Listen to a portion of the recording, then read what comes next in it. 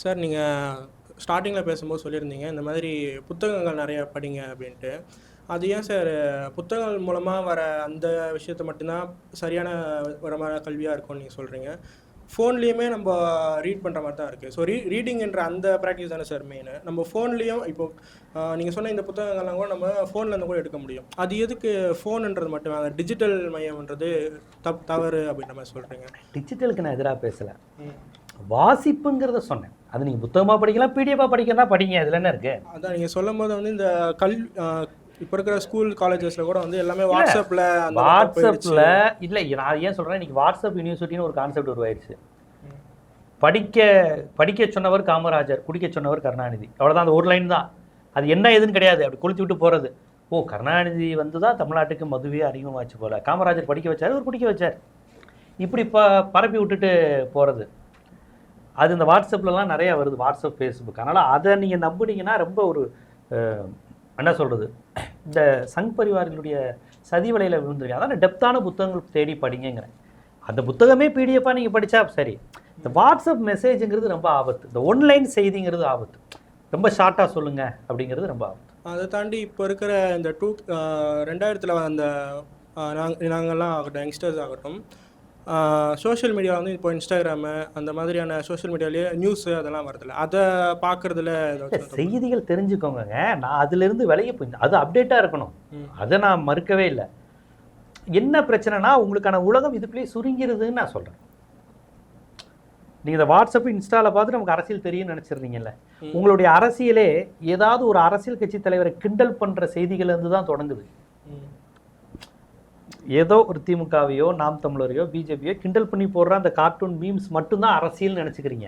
அந்த விஷயம் நம்ம படிக்கிற புத்தகங்கள்லேயும் கூட தானே சார். இப்போது நான் வந்து சின்ன பிள்ளைங்க பார்க்கும்போது நியூஸ் பேப்பரில் தந்தியிலே கூட ஒரு அரசியல்வாதி யாராவது வந்தாங்கன்னா அவங்களோட இலுஸ்ட்ரேஷன்ஸை வந்து ஃபன்னியான வேலை போட்டு அந்த விமர்சனம் கலாய்ச்சி பண்ணுறது நல்ல வடிவம் தான். அது ஒரு சட்டைங்கிறது நல்ல அதோட மாடர்ன் வெர்ஷனை தான் நம்ம டெப்த்து வேணுங்கிறேன். நான் அது குறித்து உங்களுக்கு ஒரு பார்வை, அரசியல் வேணுங்கிறேன். நான் சொன்னேன்ல, வட இந்திய எதிர்ப்பு அப்படிங்கிறது இங்கே உள்ள பானிபூரி விற்கிறவரை அடிக்கிறது கிடையாது.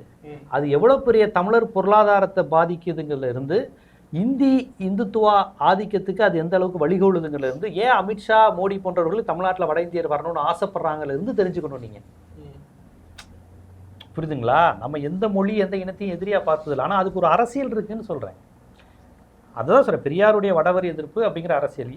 வடவர் இங்கே கடை போடக்கூடாதுன்னு பெரியார் சொல்லியிருக்காரு. வட இந்திய கடைகள், ஜவுளிகள், மார்வாடி கடைகளுக்கு எதிராக போராடி இருக்காரு. ஏன் போராடி இருக்காரு? என்ன நடக்குது? அப்போ நீங்கள் அதை பாருங்கள், இங்கே என்ன நடக்குது. இங்கே மார்வாடிகள் ஆதிக்கம் என்ன, சேட்டுகள் இங்கே என்ன பண்ணுறாங்க, இங்கே தமிழர் பொருளாதாரம் என்ன ஆகுது, இவங்க ஏன் உள்ளே நுழையப்படுறாங்க, ஏன் டிமானிட்டைசேஷன் வந்தப்போ குஜராத் பேங்க்கில் பணம் குமிஞ்சிச்சு, இங்கே இருக்க தமிழர் மெர்கண்டைல் பேங்க், ஐசிசி இங்கே இதெல்லாம் காலியாச்சு, ரைடெல்லாம் தமிழர்கள் வங்கிகளுக்கு மட்டும் வருது, குஜராத்தில் எதுவும் வர்றதில்ல. எல்லாமே ஒன்றுக்கொன்று தொடர முடியாது. புரியுதுங்களா? இன்றைக்கி நீங்கள் படிக்கிற செய்திக்கும் 100 ஆண்டு கால வரலாறு இருக்குது, எல்லா செய்திக்கும். அதைத்தான் நான் சொன்னேன். தமிழ்நாட்டுடைய தேர்தல் வரலாறு ஒன்றுமே தெரியாது. நீங்கள் கடைசியில் நீங்களே தான் சொன்னீங்க வரிசையாக. முதலமைச்சர் யாரும் தெரியாது. நீங்கள் எல்லா முதலமைச்சரும் உங்களுக்கு தெரியுமா? கிடையாது. எல்லா முதலமைச்சரும் தெரியாதுன்ட்டு ஒரு 7 பேர் சொன்னீங்க. 7 பேர் தான் மொத்தமே. எதையுமே நீங்கள் ஒரு கேட்குற விதம் தான், அணுகிற விதம் தான். தமிழ்நாட்டில் உள்ள இதுவரையும் எத்தனை பேர் ஆண்டிருக்காங்க உங்களுக்கு தெரியுமா அப்படின்னு கேட்டேன்னு வச்சுக்கோங்களேன், உங்களுக்கு பெரிய கேள்வி மாதிரி தெரியும். இதுவரையும் ஆண்டவங்க பேர்லாம் எப்படிப்பா சொல்ல முடியும்? காமராஜர், அண்ணா, கலைஞர், ஜெயலலிதா, எடப்பாடி, ஓபிஎஸ், இப்போ ஸ்டாலின். அவ்வளோதான்டா, அவ்வளோதானே, அவ்வளோதான். புரியுதுங்களா? அது மாதிரி தான் நான் அந்த தாட் ப்ராசஸை சொல்கிறேன். இப்போ ஒவ்வொரு விஷயத்தையும் நீங்கள் உட்காந்து, அதுக்கு தான் சொல்கிறேன், வட இந்திய எதிர்ப்பை நீங்கள் சென்னை சவுகார்பேட்டையிலேருந்து பாருங்கள். ஆண் பெண் உறவு சமத்துவம் இருக்காங்கிறது நீங்கள் உங்கள் வீட்டில் உங்கள் அண்ணன் எப்படி, உங்கள் தம்பி எப்படி, உங்கள் அம்மா கூப்பிட்றாங்களேருந்து பாருங்கள். பார்ப்பன எதிர்ப்பு, அவன் எந்த ஜாபில் இருக்கிறான், அவங்க வீட்டில் எத்தனை தலைமுறையாக படிச்சிருக்கிறாங்க, நம்ம வீட்டில் நம்ம ஃபஸ்ட் தலைமுறையாக படிக்கிறோம். ஏன் கேட்டால் இடஒதுக்கீடு நமக்கு மட்டும் தான் இருக்குது, அவங்களாம் இடஒதுக்கீடே இல்லாமல் தகுதி திறமையில் வராங்கங்கிறான். ஆனால் உண்மையில் அவன் மட்டும் எப்படி அவ்வளோ வர்றான்? இப்படிலாம் யோசிக்கன்னு சொல்கிறேன். நான் சொல்கிறது புரியுதுங்களா? இதில் இருந்து உங்கள் அரசியலை தொடங்க. இந்த அரசியலோடு நீங்கள் புத்தகங்களை படிச்சிங்கன்னா புரியும். பார்ப்பன எதிர்ப்புங்கிறத ஏதோ உங்களுக்கு சம்மந்தமில்லாத விஷயத்த நான் சொல்லலை, நீங்கள் அதில் சம்மந்தப்பட்டிருக்கீங்க. பார்ப்பனர் அல்லாதவர் ஒவ்வொருத்தரும் பார்ப்பனர் ஆதிக்கத்தால் பாதிக்கப்பட்டிருக்கோம். அவன் தனக்கு கட்டையை வச்சு அடிக்கிறான்னு அர்த்தம் கிடையாது. புரியுதுங்களா? அதுதான் அரசியல். ராமாயணத்தில் ஒரு ஒரு பிராமின் வந்து என் குழந்தை செத்து போச்சுங்கிறாரு. உடனே ராமர் என்ன சொல்கிறாரு, ஏன்னார், ஆமாம் இங்கே ஒரு சூத்திரன் தவம் செய்கிறான் படிக்கணும்னு, அப்புறம் எப்படி நாடு விளங்கணும்னா போய் அந்த சம்புகன் தலையாக இருக்கிறார் ராமர். உடனே நாட்டில் அந்த பிராமண குழந்தை உயிர் வந்துருச்சு. இதனுடைய உள்ள அர்த்தம் என்ன? இதோடைய அர்த்தம் என்ன? மாரல் ஆஃப் ஸ்டோரி என்னது? அந்த பிராமணர்களை உள்ள அந்த பூஜை அந்த விஷயத்துல பிராமணர்கள் இருக்கிறத ராமர் இல்லை ஸ்டோரி என்ன? சூத்திரம் படிக்கக்கூடாதுங்கிறது. சூத்திரம் படித்தா நாடு கெட்டு போயிடும். இந்த ராமாயணத்தை தான் நம்முடைய அடையாளம்னு சொல்ல வராங்க. அப்போ பிஜேபி நாளைக்கு ராமாயணம் மகாபாரதம் விஷ்ணுன்னு உதாரணம் சொல்லும் போது உங்களுக்கு இந்த உணர்வு வரணும். ஆஹா எங்களுக்கு எதிரான விஷயத்தையே நீங்கள் சொல்கிறீங்கன்னு வரணும். வெறுமனே பிஜேபி எதிர்ப்பு இல்லை. இப்படி ஒவ்வொன்றையும் சொல்லும் போது பண்ண குரு உற்சவ் ஆசிரியர் தினத்தை குரு உற்சவ்னு அமித்ஷா சொல்லும் போது நீங்கள் நான் சொன்னதுன்னு வச்சுக்கோங்க, பார்த்தீங்களா இந்தியை திணிக்கிறான், இந்தியை திணிக்கிறாங்கிறத நீங்கள் முதலமைச்சர் ஸ்டாலினுடைய அரசியலாக புரிஞ்சுக்காதீங்க, தமிழனுடைய அரசியல். அப்போ தான் நீங்கள் இதை எதிர்த்து பேசும்போதெல்லாம் அவன் திமுக காரனா? டேய் திமுக காரன் இல்லைடா, இங்கே நானே நேரடியாக பாதிக்கப்படல, இல்லை திமுக தானே இதை பேசுது, இப்படி திசை திருப்பி விடுவாங்க. அதை புரிஞ்சுக்கோங்கன்னு சொல்கிறேன். அடுத்து வந்து இந்த நடிகர்களெல்லாம் வந்து உள்ளே வரும்போது அவங்களுக்கு அரசியலோட பெரிய புரிதல் இருக்காது. ஸோ அவங்க வந்து நல்ல லீடர்ஸாக இருக்கிறதுக்கு வாய்ப்பில்லை அப்படின்னு விஷயம் சொல்லியிருந்தீங்க. அப்படி இப்போ திராவிட இயக்கம்லாம் இருக்குல்ல சார், அதில் இருக்கிற தலைவர்களை கூட வந்து சினிமா மூலமாக தானே சினிமாவில் இருந்துட்டு வராங்கல்ல. அப்போ சினிமா வந்து நம்ம ஒரு அந்த வெறுப்பாக அந்த ஒரு விஷயமா பார்க்க வேண்டாம், அந்த தலைவரை சொல்கிற கருத்து கரெக்டாக இருக்கான்னு பார்த்துட்டு போதும்ல. சினிமாவை வெறுங்க நான் சொல்லவே இல்லை. அந்த கான்செப்ட் அவன் எப்படி உருவாகிறான்? நடிகர் சூப்பர் ஸ்டார் மிகப்பெரிய பிம்பங்கள் உருவாகிறதே முதலாளித்துவம், கார்ப்பரேட், இந்த பார்ப்பன லாபி இதுக்குள்ளே கட்டுப்பட்டவன் மட்டும்தான் அப்படி வர முடியும். சிந்திக்கிறவன் போராடுறவனா அவன் சூப்பர் ஸ்டார் ஆக்க மாட்டான். அதைத்தான் சொன்னேன், பத்திரிகைகள் லாபி, யார் அழகானவன், யார் படம் ஓடணும், இது எல்லாமே திட்டப்பட்டு நடக்குது. உங்களுக்கு பாலச்சந்தர்களுக்கு ஈஸியாக விளம்பரம் கிடச்சிரும். பாரதி ராஜாக்கள் போராடி தான் ஜெயிக்கணும். இன்றைக்கி பாரஞ்சித் மாரி செல்வராஜ் காலம் ஓரளவுக்கு பரவாயில்ல. இன்றைக்கி தலித் பாலிடிக்ஸ் பேசுகிற அந்த காலகட்டத்தில் அவங்க வந்திருக்கிறாங்க.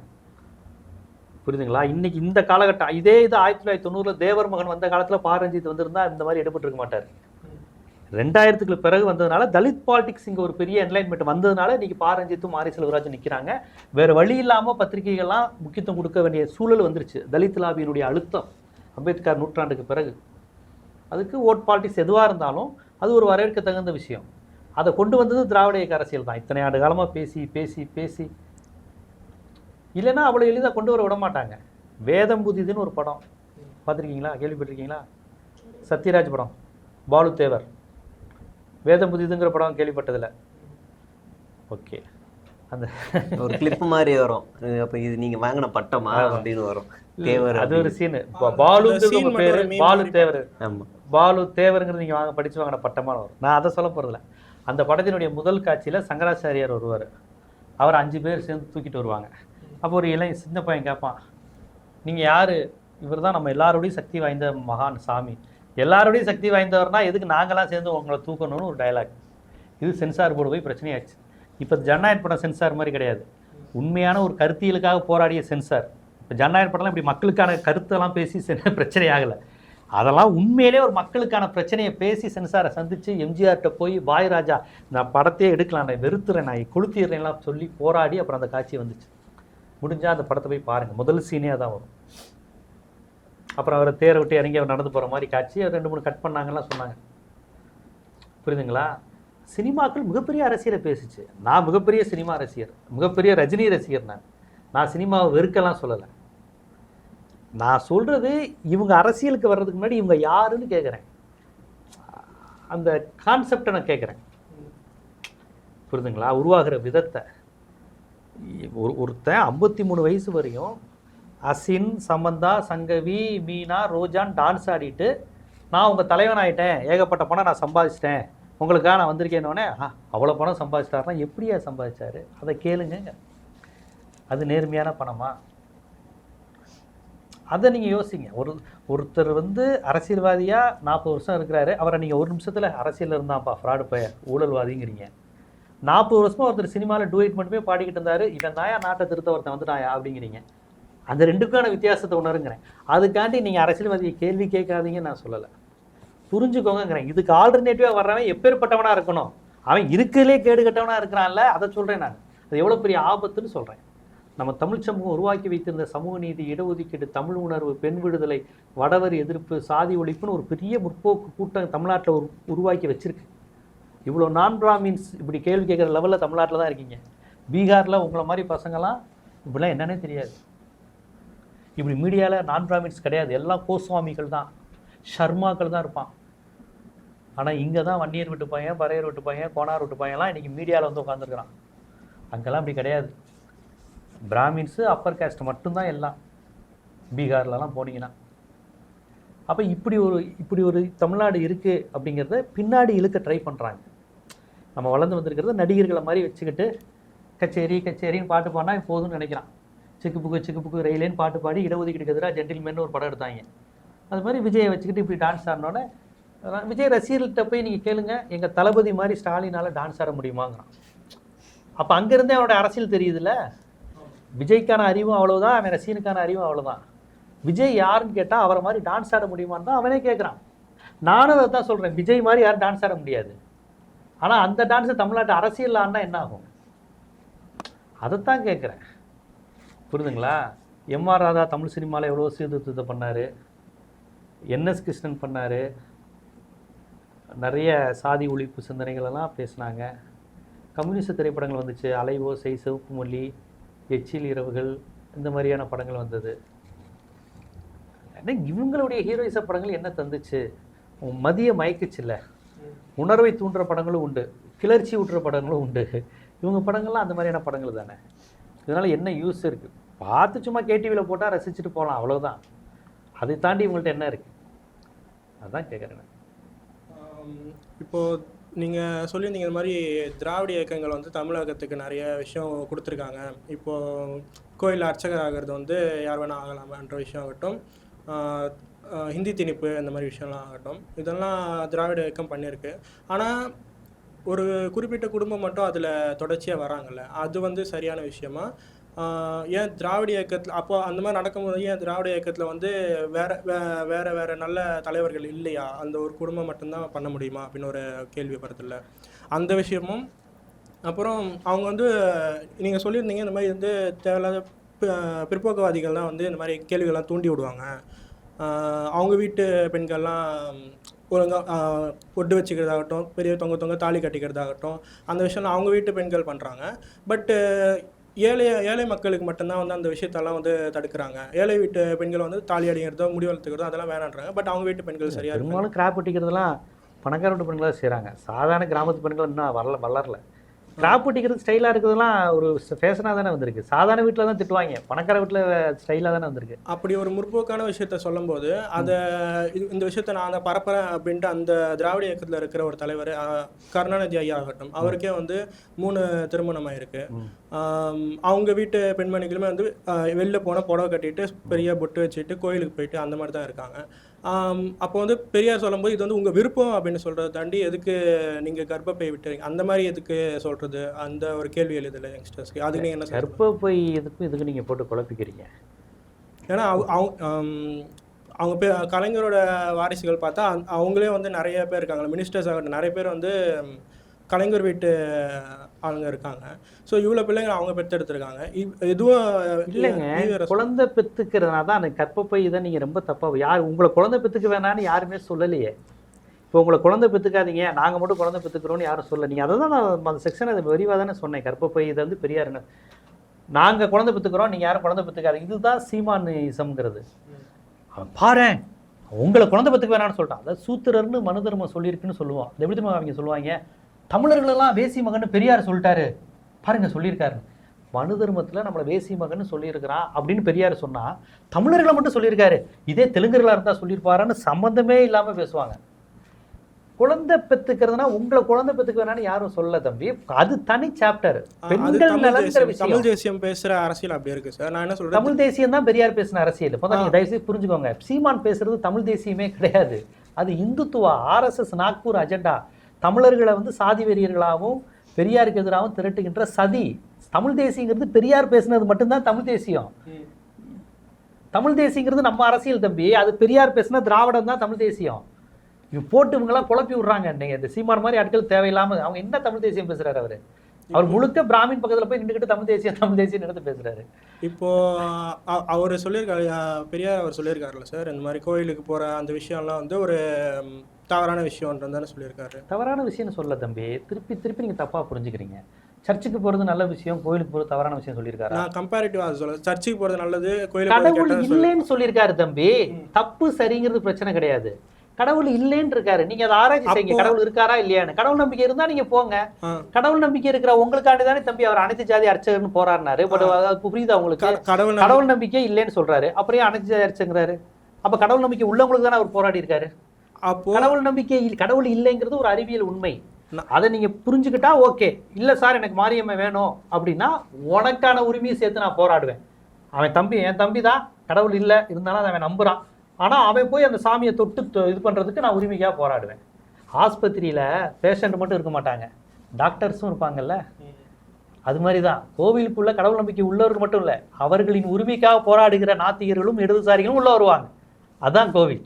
ஏன்னா கோவிலை கட்டுனது பார்ப்பனர் கிடையாது, தமிழோட ரத்தத்துல தான் அந்த கோவில் கட்டினது. பல்லரும் பறையரும் கோணாரும் அகமுடியரும் கல்லரும் அவன் ரத்தத்தில் கட்டினது. ஒரு பார்ப்பனர் கோவிலை கட்டினது கிடையாது. சித்தால வேலை பார்த்ததுலேருந்து அந்த கல் வடிவமைப்பு ஆகமம் முதற்கொண்டு தமிழர் சமயம், தமிழர் ஆகமம், அது வேற அரசியல். உடனே நீங்க இப்போ கடவுள் இருக்குங்கிறீங்களான்னு கேட்கக்கூடாது. சொல்றது புரியுதுங்களா? இந்த மாதிரி விஷயங்களை தான் குழப்பி விட்டுறாங்க சங்கிகள். உங்களை ஆழமா சிந்திக்க விடாம, பாத்தியா சாமியே இல்லைன்னு சொல்லியிருக்காங்க ஆனா இதுவும் பண்றாங்க பாத்தீங்களா, இப்படிதான் குழப்பி சொல்லணும்னா பெரியார் வந்து மதத்தை எதிர்க்கிறார். இப்போ என் எதிரில் ஒருத்தர் மதத்தில் அவர் ஒரு மதம் சார்ந்து இருக்கார் அப்படின்னா அவருடைய உணர்வுகளை அவர் மதிப்பார். நீ சாமி கும்பிட்ற, நீ என் கிட்ட வரக்கூடாது, அப்படி அவர் பெரியார் சொல்லலை. உங்களுக்கு அப்படி பார்க்கும்போது நாங்கள் நிறைய சொல்லியிருக்கோம். வடலூர் சத்தியஞான சபைக்கு பெரியார் ஒரு தடவை உள்ளே போகிறாரு. அவர் நல்லா வரவேற்கிறாங்க. அது ஒரு ஆன்மீக சபை, உள்ளே வரவேற்கிறாங்க. ஒரு கட்டத்துக்கு மேலே பெரியார் உள்ளே போக மாட்டுறாரு. வாங்கன்னு எல்லாம் கூப்பிடுறாங்க, இல்லை வரல அப்படிங்கிறாரு. ஏன் அப்படின்னா வெளியில் எழுதியிருக்கு, இங்கே கொலை புலை செய்த சாப்பிட்டவர்கள்லாம் வரக்கூடாது அப்படின்னா நான்வெஜ் சாப்பிட்டவங்க உள்ளே வரக்கூடாது. பெரியார் அன்னைக்கு நான்வெஜ் சாப்பிட்ருக்காரு. இல்லை உன் உணர்வை நான் மதிக்கிறேன், நீங்கள் எழுதியிருக்கல, அதுக்காக நான் வரல. அவங்க ஒரு பழக்க வழக்கம் வச்சிருக்காங்க, அதை நான் உடைக்க விரும்பல. ஆனா அந்த பழக்க வழக்கத்துக்கு அவருக்கு உடன்பாடு கிடையாது. உடன்பாடு இல்லை. ரெண்டுத்துக்கும் உங்களுக்கு வித்தியாசம் தெரியுது. அதே மாதிரி நீங்க இந்த தாலி இருக்கிறத தானே ஏதோ கேட்டீங்க. தாலிங்கிறது பெண்ணை அடிமைப்படுத்திக்கிற விஷயம். அதுதான் இப்போ என் கேள்வி என்னன்னா, அந்த விஷயத்த பேசுறது திராவிட இயக்கம். அப்போ வந்து அந்த கட்சியில இருக்கிற தலைவர்கள் வந்து அது முன்னுதாரணமா இருக்கணும்ல. திராவிட முன்னேற்ற கழகத்துல இருக்கிற திமுக வந்து பெரியாருடைய பெண்ணிய கொள்கையெல்லாம் முழுசாலாம் ஏத்துக்கிட்டது கிடையாது. திமுகங்கிறது ஒரு ஓட்டு அரசியல் கட்சி. கடவுள் இல்லைன்னு சொல்ல மாட்டாங்களே அவங்க எங்க கடவுள் இல்லைன்னு சொல்லியிருக்கிறாங்க. அண்ணாவே ஒன்றை குலம் ஒருவனே தேவன்ட்டாரு. அவங்க ஓட்டு அரசியலுக்கு வந்துட்டாங்க. அவங்க கிட்ட நீங்க பெரியார் அளவுக்குலாம் எதிர்பார்க்க முடியாது. கண்ணகிக்கு அண்ணா செலவைக்கிறாரு, பெரியார் சொல்றாரு முட்டாள் பெண்ணுக்கு எதுக்கு செலவைக்கிறேன்னு கேட்கிறாரு. இந்த நுட்பத்தெல்லாம் நீங்க தெரிஞ்சுக்கணும். ஆனா கொள்கை தலைவரா பெரியார் அவர்கள், பெரியார் தான் அவங்களுக்கு எல்லாம். நான் சொல்றது புரியுதுங்களா? இவங்க ஓட்டு அரசியல் கட்சி திமுக. பெரியார் பேசின மாதிரி கடவுள் இல்லைன்னு சொல்லிலாம் ஓட்டு கேட்க மாட்டாங்க. ஆனா கலைஞருக்கும் அண்ணாவுக்கும் கடவுள் நம்பிக்கை இல்லைதான். ஆனா மக்களுடைய இதுக்கு அவங்க தடையா இருக்க மாட்டாங்க. பெரியார் நடத்துறது ஓட்டு அரசியல் கட்சியில தம்பி. திமுக பேசுற மாதிரி தீகா பேசாது. தீகா வேற மாதிரி பேசும். கடவுள் இல்லைன்னு சொல்லும். அதெல்லாம் ஆவி எழுப்புதல் கூட்டம், அதெல்லாம் இட்லியிலேருந்து ஆவி வருதான்னு கேட்பாங்க. திமுக காரங்க அப்படி பேச முடியாது. ஏன்னா கிறிஸ்டின்ஸ் ஓட்டு வேணும், இந்து ஓட்டு வேணும், அவங்க தான் ஓட்டு அரசியலுக்கு போயிட்டாங்கல்ல. திமுக உருவானதே தீக்காலேருந்து பிரிஞ்சது தான், அது தெரியுமா உங்களுக்கு? அப்புறம் ஏன் திருப்பி நீங்க குழப்புறீங்க? திராவிடர் கழகம்ங்கிறது கடவுள் மறுப்பு கொள்கை தம்பி. திமுகங்கிறது கடவுள், எனக்கு கடவுள் நம்பிக்கை கிடையாது. ஆனா திமுக என்ன பண்ணுதுன்னா அது வந்து ஒரு ஓட்டு அரசியல் கட்சி. அவங்க கடவுள் இல்லைங்கிறத மக்கள்கிட்ட பிரச்சாரமா செய்யறது இல்லை. அவங்களுக்கு தெரியுமா இருக்கும், அவங்க பிரச்சாரம் செய்யறது. ஆனால் திராவிட கழகத்தை சேர்ந்தவங்க கடவுள் நம்பிக்கையை பிரச்சாரம் செய்வாங்க. கடவுள் இல்லை, புரிஞ்சுக்கோ, பேய் இல்லை, பிசாசு இல்லை, நம்ம மனித உழைப்பு தான் அப்படின்னு பேசுறது பெரியார் கொள்கை.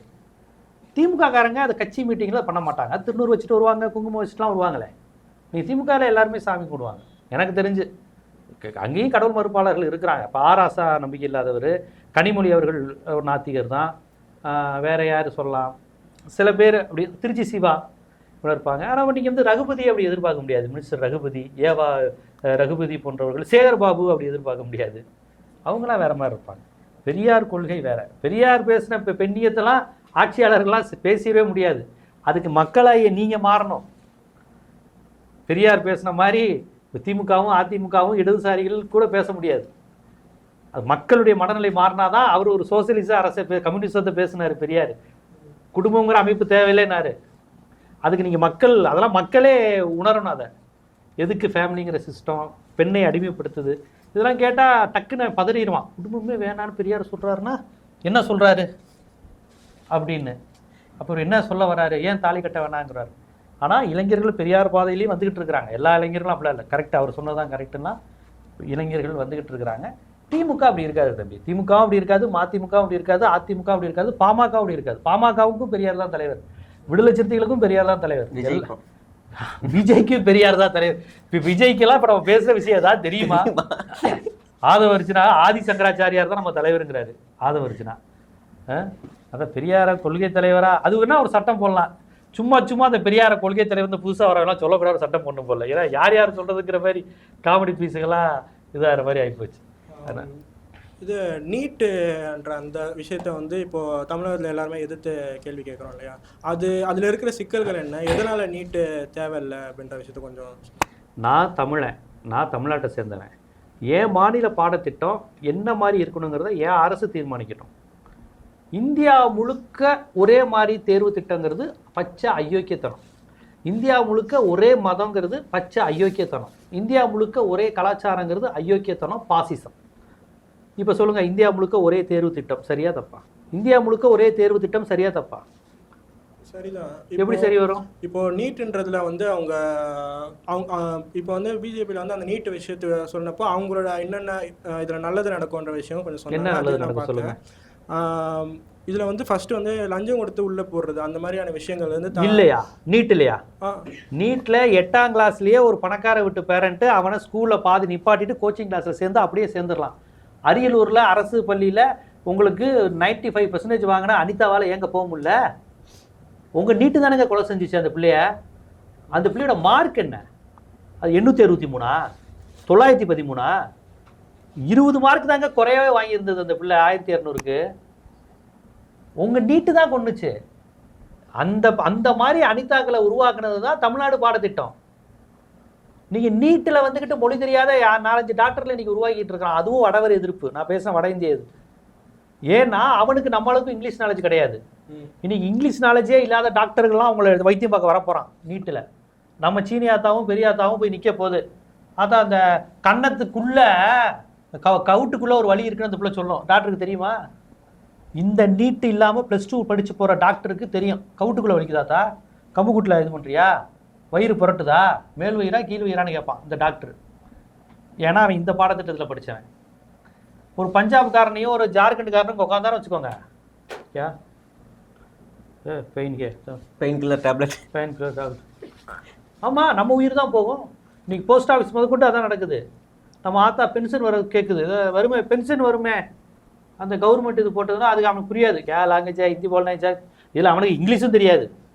நம்மளால் படிக்காதவங்க கூட இங்கிலீஷ் பேசுவான், அவனுக்கு அதுவும் தெரியாது. நீங்கள் நீட்டை போய் வரவேற்கிறீங்க. இந்தியா முழுக்க ஒரு சிஸ்டம் எப்படி தம்பி இருக்க முடியும்? இந்தியா முழுக்க பஞ்சாப்காரனும் நீங்களும் ஒன்றா, காஷ்மீர்காரனும் நீங்களும் ஒன்றா, காஷ்மீர் சிஸ்டமும் நீங்களும் ஒன்றா. நீங்கள் எதுக்கு காஷ்மீர்காரனோடையும் பஞ்சாபிக்காரனோடையும் ஊபிக்காரனோடையும் போட்டி போடணும்? உங்கள் இடத்த வந்து அவன் பிடிக்கிறாங்க தமிழ்நாட்டுக்குள்ளே. இந்த நீட்டு மூலமாக நம்ம பிள்ளைங்க படிக்க வேண்டிய இடத்துல அவன் பிடிக்கிறான். அவனுக்கு அதர் ஸ்டேட் கோட்டாங்கிற பேரில் வந்துருச்சு. இதெல்லாம் நீங்கள் எதிர்த்து போராடாமல் நீட்டு சரிதானங்கிறீங்க. இப்போ ஓகே நார்த்தில் இருக்க அந்த மொத்தமாக வந்து ஒட்டுமொத்தமாக இந்தியாவுக்குள்ளே நீட்டுன்னு இருக்கும்போது வெளி மாநிலத்த டாக்டர்ஸும் இங்கே வந்து ஒர்க் பண்ணுவாங்க. அந்த ஒரு தமிழன் தான் பலியாகிறான். இங்கே தானங்க அறிவாளியாக இருக்கான், இங்கே தாங்க டாக்டர்ஸ் இருக்கிறாங்க, இங்கே தாங்க ஸ்ட்ரக்சர் இருக்குது. உங்களுக்கு எல்லாத்தையும் ஏன் தமிழ்நாட்டுக்காரன் எதிர்க்கிறான்னு ஒரு கேள்வி வருதுல்ல. மற்ற ஸ்டேட்டுக்காரன்லாம் எல்லாத்தையும் சரிங்கிறான்ல, தமிழ்நாட்டுக்காரன் மாதிரி ஏன் எதிர்க்கிறான்? நீ தாயா வசதியானவன், நீ தாயா பணக்காரன், ஓட்ட தாயா செல்வ செழிப்பு இருக்குது, ஓட்ட தாயா படிப்பு அறிவு எல்லாமே இருக்குது. பீகார்காரனுக்கு எதுவும் இல்லை. இப்போ புரியுதுங்களா நம்ம ஏன் வடவர் இதில் பேசுகிறோம்? நம்ம சேர்த்து வச்சிருக்க எல்லாத்தையும் அவன் கொள்ளையடிக்கிறான், நம்மக்கிட்ட வரி வாங்குறான். பீகார்காரன் ஏன் கோப்பட மாட்டேங்கிறான்? அவன் வரி கட்டுற ரேஞ்சில் கிடையாது. அவன் நுகர்வோராகவே இல்லை, கன்சியூமராகவே இல்லை. நம்மால் ரெகுலராக பவுடர் அடிப்பான், நம்மால் ரெகுலராக சென்ட் அடிப்பான், நம்மால் ரெகுலராக தலை செய்வான், தினைக்கு குளிப்பான் தமிழை. அப்போ நீ ரெகுலராக சோப்பு வாங்கணும். சோப்பு வாங்கும் போது டேக்ஸ் கட்டுறியா? மறைமுக வரி. சீப்பு வாங்கும் போது கட்டுறியா? இந்த பணம்லாம் யாருக்கு போகுது? நிர்மலா சீதாராமன் ஜிக்கு. இதைத்தான் நம்ம கேள்வி கேட்குறோம். மறைமுக வரியாகவும் போகுது, ஜிஎஸ்டியாகவும் போகுது. இப்போ செஸ்ன்னு ஒரு வரி போட்டிருக்காங்க. இதெல்லாம் எதுக்கு போட்டிருக்காங்கன்னே தெரியாது. கேட்டால் இந்தியா வளர்ச்சிக்கா, வளர்ச்சின்னு வாங்கி கோவில் தான் கட்டுறாங்க. இதெல்லாம் ஓப்பனாக ஏன் உன் பணம் மகாராஷ்டிராக்காரன் பணம். ஏன்னா நம்ம தான் அதிகம், நம்ம மகாராஷ்டிரா தமிழ்நாடு தான் முன்னணியில் இருக்கோம் பொருளாதாரத்தில், தொழில்துறையில். உன் பணத்தை வாங்கி வாங்கி அவன் வந்து அங்கே கோவில் கட்டி மத கலவரத்தை தூண்டி விட்டுட்டு இருக்கிறான். அதனால தான் தமிழ்நாட்டுக்காரன் கேள்வி கேட்குறான், அதனால தான் ஸ்டாலின் கேள்வி கேட்குறாரு, அதனால தான் சிவசேனா கேள்வி கேட்குது, அதனால தான் மம்தா கேள்வி கேட்குறாங்க. ஏன் பீகார் கேள்வி கேட்க மாட்டேங்குது? இதைத்தான் பெரியாருடைய வடவர் எதிர்ப்பு அரசியலை படிங்கன்னு சொல்கிறேன். இது பெரியார் காலத்துலேருந்து நடக்குது. தமிழனை சுரண்டி சுரண்டி அவன் திங்கிறான். இது வெறுமனே மொழி அரசியல் மட்டும் இல்லை, நம்ம ஹிந்தி பேசுகிற அந்த தொழிலாளி மீதோ அந்த மக்கள் அவன் பாவம். இப்போ நான் ஒரு வட இந்தியனா பிறக்காமல் இருக்கிறது ஒன்றும் எனக்கு பெருமை கிடையாது, வட இந்தியனா பிறந்திருந்தா எனக்கு ஒன்றும் சிறுமை கிடையாது. ஆனால் தமிழனா பிறந்த ஒரே காரணத்துக்காக நான் வஞ்சிக்கப்படுறேங்கிறேன். தமிழன் தான் நல்லா படிக்கிறான், தமிழை அளவுக்கு இங்கிலீஷ் நாலேஜ் அவங்களுக்கு கிடையாது. இந்த மாதிரி ஒரே நாடு முழுக்கும் ஒரே சட்டம், ஒரே திட்டம், ஒரே எக்ஸாம்னு வச்சு நம்மளை காவு வாங்குறாயா. நம்ம அண்ணா யூனிவர்சிட்டியை அழிக்கிறான், காமராஜர் யூனிவர்சிட்டியை காலி பண்ணுறான். இதெல்லாம் நம்ம உருவாக்குனது. இவ்வளோ யூனிவர்சிட்டிலாம் மற்ற ஸ்டேட்டில் கிடையாதுப்பா. இவ்வளோ படிப்பு காலேஜ் எப்படி தெரியுமா இருக்கும்? வட இந்தியாவில் லாட்ஜ் மாதிரி இருக்கும், 5 மாடி. ஹாஸ்பிட்டலு எப்படி இருக்கும்? இங்கே மாதிரி இவ்வளோ ஸ்பேஸ்லாம் காமராஜர் யூனிவர்சிட்டி மாதிரி ஒரு ஸ்பேஸ்லாம் வட இந்தியர் பார்த்தா சொல்லிடுவான், நான் தமிழ்நாட்டில் செட்டில் ஆயிடுறேன் அப்படின்னு. இப்போ ஏன் வட இந்தியர்கள் இங்கே இருந்துட்டு போக மாட்டேங்கிறான்? அங்கே அவனுக்கு டாய்லெட் இல்லைப்பா. அவன் ஒய்ஃபு லேடிஸு எல்லாருமே வெளியே தான் போகணும். இங்கே தமிழ்நாட்டில் டாய்லெட் இல்லாத கிராமம் இருக்கா முதல்ல? இன்னும் மோடி போய் என்ன பேசுகிறாரு, உங்களுக்கு இவ்வளோ கழிப்பறை வசதிகள் செஞ்சு தரோம், மின்சார வசதிகள் செஞ்சு தரோன்னு பேசிகிட்டு இருக்காங்க. நம்ம ஊரில் இப்படி சிரிச்சிருவாங்க. உஸ்லம்பட்டியில் பேசுனா கூட எப்போ கக்கூஸ் கட்டித்தரதுக்கு தான் இவ்வளோ தூரம் பேசுனியா நீன்றுவாங்க. 20 வருஷம் முன்னாடி வறுமையை ஒழிப்போம் நாங்கள் ஆட்சிக்கு வந்தான்னு ஒரு வாக்குறுதி இருந்துச்சு. இப்போ அந்த வாக்குறுதியை வைக்க முடியுமா? ஆமாம், தமிழ்நாடு வேற லெவலில் இருக்கு. அதனால தான் ஊழல் தமிழ்நாட்டில் வந்தால் வேற எதையும் பேச முடியாது. தமிழ்நாடு எல்லாத்தையும் டாப்பில் இருக்கு. இவன் வந்து ஒன்றும் கிழிக்க வேணாம். அப்போ ஊழல், வாரிசு அரசியல், அதை சொல்கிறது யாருன்னா பியூஷ் கோயல். பியூஷ் கோயலோட அப்பா பாட்டையிலேருந்து பிஜேபியில் ஒரே கட்சியில் இருக்கிறாங்க. இவங்க வாரிசு அரசியலை பேசுகிறாங்க, அன்புமணியை பக்கத்தில் வச்சுக்கிட்டு. இன்னொரு கேள்வி, இப்போது தூய்மை பணியாளர்களுக்கு ஒரு பிரச்சனை, தனியார் மையத்துக்கு மாற்றுறதா ஒரு பிரச்சனை வந்ததில்ல. அந்த நேரத்தில் வந்து திருமாவளவன் சார் வந்து தூய்மை பணியாளர் பக்கம் நிற்காமல், இல்லை அது அந்த மக்கள்லாம் வந்து குறிப்பிட்ட மக்கள் மட்டும்தான் அதில் வேலை செய்கிறாங்க, அதனால் வந்து அது தனியார் மையம் பரவாயில்லன்ற மாதிரி சொல்லியிருந்தாங்க. திருமாவளவன் சொல்லியிருந்தாரு. அந்த தனியார் மையம் போகிறது வந்து அரசாங்கம் எதிராக அதை எதிர்த்து சொல்கிறது. தூய்மை பணியாளர் விஷயத்தில் இடதுசாரிகள், விடுதலை சிறுத்தைகள் எல்லாருமே திமுக அரசுக்கு அழுத்தம் தான் கொடுத்தாங்க. திமுக ஆதரவாளர்கள் பலரே அதை எதிர்த்து நீங்கள் இந்த பிரச்சனையை தீர்த்து வைக்கணும் தான் பேசினாங்க. கம்யூனிஸ்ட் கட்சி அங்கே நின்று போராடினாங்க, அங்கே ஃபுல்லாக அந்த மக்களுக்கு எல்லாம் தேவையான வசதியை செஞ்சு கொடுத்தாங்க. இல்லை, அவர் சொல்கிற கேள்வி என்னென்னா, திருமாவளவன் அவர் ஸ்டேட்மெண்ட் என்ன சொல்லியிருந்தாருன்னா, போராடும் தூய்மை பணியாளர்கள் அரசு வேலையை கேட்காதீங்க. அவர் சொன்ன பாயிண்ட் என்னென்னா, இப்போ அந்த குடும்பத்தில் இருக்கவங்க அரசு வேலை கேட்குறாங்கன்னா அடுத்தடுத்து அவங்க குடும்பத்தில் வரவங்க அந்த தூய்மை பணியாளர்களே இருப்பாங்க. அங்கேருந்து ஒருத்தன் டாக்டர் ஆகணும், அங்கேருந்து ஒருத்தன் வளரணும். இந்த தொழிலை ஒருத்தன் குடும்பமாக செய்யக்கூடாதுங்கிறது தானே பெரிய, அதுதான் அவருடைய ஸ்டேட்மெண்ட்டு. இல்லை தம்பி, தூய்மை பணியாளருக்கு அரசு பணி கொடுத்து அவரை உயர்த்தி வருதுங்கிறீங்க. தூய்மை பணிங்கிறது ஒரு குறிப்பிட்ட ஜாதிக்காரன் தொடர்ந்து செய்யக்கூடாதுங்கிறது தானே தம்பி சரியான அரசியல். அதைத்தானே அவர் பேசியிருக்காரு. அவர் சொன்னதை திருச்சி வேற மாதிரி இங்கே சமூக வலைதளங்களில் போயிருக்கு. தூய்மை பணியாளர் இருக்கிறாங்க, அவங்களுக்கு தேவையான நீதி, அவங்களுக்கு தேவையான வருமானம் எல்லாமே சரி பண்ணணும். பணியாளருடைய பையனோ பொண்ணோ டாக்டர் ஆனுங்கிறது தானே நம்ம திராவிட இயக்க அரசியல். அதுதானே சமூக நீதி. தூய்மை பணியாளருங்கிற அந்த பணியையும் அந்த இதையும் அந்த ஜாதிக்காரங்களுக்கு தொடர்ந்து நம்ம நிலையுறுத்துவோங்கிறது சரியில்லைல்ல. அது குருட்டுத்தனமான வளர்ச்சி. அது அதை வந்து அவர் சொன்னதை திருச்சி பேசியிருக்கிறாங்க. புரியல. இப்போ அவங்க கவர்மெண்ட் வேலை இருக்கும்போது எக்ஸாம் எழுதி பாஸ் பண்ணி டாக்டர் ஆகிற பசங்க இருக்காங்க. பட் அந்த வசதி இல்லாமல் இது மூலமாக ப்ரொமோஷன்ஸ் கிடைக்கும்ல அவங்களுக்கு. கவர்மெண்ட் வேலையில் இருக்கும்போது அவங்க ப்ரொமோஷன் கிடைக்கும், பென்ஷன் கிடைக்கும், இந்த மாதிரி வசதிகள் எதுக்கு கெடுத்து போகணும்? இல்லைப்பா, அந்த தூய்மை பணியை இன்றைக்கி அந்த நாட்டில் வந்து எல்லாரும் செய்கிறாங்களா, குறிப்பிட்ட சாதி மட்டும் செய்கிறாங்களா? அந்த தூய்மை பணி செய்வதற்கு என்று ஒரு குறிப்பிட்ட சாதி மட்டும் இருக்கிறா, இல்லை எல்லா சாதியும்? இப்போ கிளர்க்காக எல்லா சாதியும் ஆகலாம், கிளர்க்கு, ஸ்டெனோ இது. ஆனால் இதை அந்த மலம் அழுவதற்கு என்று ஒரு குறிப்பிட்ட சாதி மட்டும் பண்ணுறாங்களா, இல்லை எல்லாருமே கலந்து பண்ணுறாங்களா? அது குறிப்பிட்ட சாதி பண்ணது. இல்லை, அப்போ அது நிலைப்படுதுல, ஸ்டாண்டர்ட் ஆகுதுல. உனக்கு நல்ல மலமல்லு 30,000, நல்ல மலமல்லு உனக்கு 75,000 அப்படிங்கிறப்ப அடுத்தடுத்து பையன் எப்படி வர்றது? எப்படில நீங்கள் கேட்குறது டைரெக்டாக இப்போதைக்கு அவனுக்கு ஒரு பணம் கிடைக்குமேன்னு கேட்குறீங்க. ஆனால் தனியார் மையத்துக்கு மாற்றிட்டா அவங்க அந்த வேலையும் நிரந்தரம்ல, அவங்களுக்கு பென்ஷன் என்ற அந்த வசதியுமே இல்லாமல் போயிடும். அவங்க வந்து இது வந்து எப்படி ஒரு முன்னேற்றத்துக்கு வழிவகுக்கும்னு கேட்குறேன். இல்லை அவங்க பேச்சுவார்த்தை நடந்திருக்கு, தூய்மை பணியாளர்களோட அரசுகிட்ட ஒரு பேச்சுவார்த்தை நடந்திருக்கு. அதில் அவங்க கேட்ட டிமாண்ட்ஸ் எல்லாமே சரி செய்யப்பட்டிருக்கு, அது தனி. ஆனால் நீங்கள் சொல்கிற கேள்வி இருக்குல்ல, அவங்களுக்கு அரசு வேலை கொடுத்துட்டு அவங்க செட்டில் ஆயிடுவாங்க அப்படின்னு, அதுக்கு அவர் தெளிவாக சொல்கிறாரு. ஃபுல்லாக அரசு வேலைன்னா அவனுக்கு 75,000 தரேன் மலமல்லு, 1 லட்சம் தரேன் மலமல்லு. இந்த பிராமணர்கள்ட்ட போயிட்டு நான் ஒரு கோடி தரேன் மலமல்லுன்னா அள்ளுவாங்களா? இல்லை ஒரு இடைநிலை சாதியில் போயிட்டு உனக்கு ஒரு மாதம் உனக்கு கவர்மெண்ட் வேலைன்னு 50,000மா, உனக்கு 75,000 தரேன் மலமல்லு அப்படின்னா அவங்க அள்ளுவாங்களா? ஏன் இவங்க மட்டுமே இருக்கணும்? ஏன் மற்ற சமூகம் வந்து இங்கே வரல, இந்த வேலைக்கு வரல? உங்களுக்கு அது புரியுதுல்ல? அதுலேருந்து அவங்க திரிக்கிறாங்க. அவர் அந்த கான்செப்ட்லேருந்து தான் திருமாவளவன் அவர் பேசுகிறாரு. ஓகே சார், பட் அதுக்கு தனியார் மயத்துக்கு மாற்றுறது சரியான தீர்வு. தனியார் மயம்ங்கிறது எந்த துறைக்கும் தேவையில்லைப்பா, நம்ம பொதுத்துறை கொண்டு வரணுங்கிறது தான் நம்முடைய அரசியல். ஆனால் இன்றைக்கி குளோபலைசேஷனுக்கு அப்புறம் எல்லாமே ப்ரைவேட் செக்டர், அது ஒரு தனி அரசியல். இப்போ தனியார் மயம்ங்கிறது இடஒதுக்கீடை காலி செய்வது, அதுலேயும் சமூக நீதி உண்டு. தனியார்கிட்ட போயிட்டு நீ இடஒதுக்கீடு கேட்க முடியாது, அருந்ததியை உள்ள இடஒதுக்கீடு கேட்க முடியாது, வன்னியர் தனி இடஒதுக்கீடு கேட்க முடியாது. ஆனால் ப்ரைவேட் செக்டாரில் 90களுக்கு பிறகு, நான் இதுக்கும் சொல்கிறேன், சங்கர் மணிரத்னம் இந்த ப்ரைவேட் செக்டாரை ஆதரித்து அதை உங்ககிட்ட சிந்திக்க விடாமல் பண்ணதே அவங்க தான். ஜென்டில்மேன் ஒரு படம் வருது, கேள்விப்பட்டிருப்பீங்கன்னு நினைக்கிறேன். அந்த படம் வருது நரசிம்மராவ் பீரியடு. எப்போனா குளோபலைசேஷனை அமல்படுத்தின உடனே அந்த படம் வருது. அப்போ தான் மண்டல் கமிஷன் வருது. மண்டல் கமிஷன்னா என்னென்னா பிற்படுத்தப்பட்டவர்களுக்கான இடஒதுக்கீடு கொடுக்குறாங்க. பிசிக்கு ரிசர்வேஷன் கொடுத்த உடனே எல்லாமே ப்ரைவேட் செக்டராக மாற்றுறான். அரசியல் புரியுதா? உடனே கவர்மெண்ட் செக்டாரில் இடஒதுக்கீடுனால ஒரு பிராமின் பையன் பாதிக்கப்படுறான்னு ஒரு படம் எடுக்கிறான் சங்கர், ஜென்டில்மேன். அந்த அரசியலே உனக்கு புரியக்கூடாங்கிறதுக்காண்டி சிக்குப்புக்கு ரயிலேன்னு கௌதமியை வச்சு ஒரு பாட்டு பாடுறான். அது இடஒதுக்கீடை வாங்கிக்கிட்டு இருக்கிற வன்னியரும் பறையரும் விசில் அடிக்கிறான். எவ்வளோ நுட்பமாக நம்ம மூளை ஆதிக்கத்துக்குள்ளே மாட்டியிருக்குன்னு பாருங்கள். நான் சொல்கிறதெல்லாம் கொஞ்சம் என்னடா ரொம்ப ராவாக பேசுகிறான்னு நினைக்காதீங்க. இப்படி தான் நம்மளை ஏமாற்றிக்கிட்டு இருக்கான். அவனுடைய விஷயங்கள் வேகமாக பரவும், ஈஸியாக இருக்கும், ஜாலியாக இருக்கும், புரிகிற மாதிரி இருக்கும். என்னுடைய விஷயங்களுக்கு கசப்பாக தான் இருக்கும். ஆனால் புரிஞ்சுக்கணும்னா நம்ம தலைமுறை அடைஞ்சிடும். இடஒதுக்கீடு அரசு பணியில் கிடைக்குதுப்பா. ஆனால் நரசிம்மராவ் பீரியடில் என்ன நடக்குது? எல்லாத்தையும் தனியாருக்கு மாற்றிடுறான். இப்போ நாங்கள் 2 பேரும் இடஒதுக்கீடு பெற போகிறோம்னு நினச்சிக்கிட்டு இருக்கிறோம். கவர்மெண்ட் செக்டாரை மூடிட்டான். ரிசர்வேஷன் தானே கொடுத்துட்டோம், ஆனால் எல்லாம் ப்ரைவேட்டாக மாறிடுச்சு. அதுதான் எல்லாத்தையும் ப்ரைவேட் செக்டாராக குளோபலைசேஷனாக திறந்து விட்டதுக்கப்புறம் இவன் கவர்மெண்ட் துறையில் இடஒதுக்கீடு கொடுக்குறான். அது கொடுத்த உடனே இது நடக்குது. எல்லாமே சதி. ஜென்டில்மேன் மாதிரியான படங்கள் இது புரியாமல் இல்லை, விஷமத்தோட சுஜாதா மாதிரி ஆட்கள்லாம் அந்த படத்தில் வசனம் வைக்கிறான்.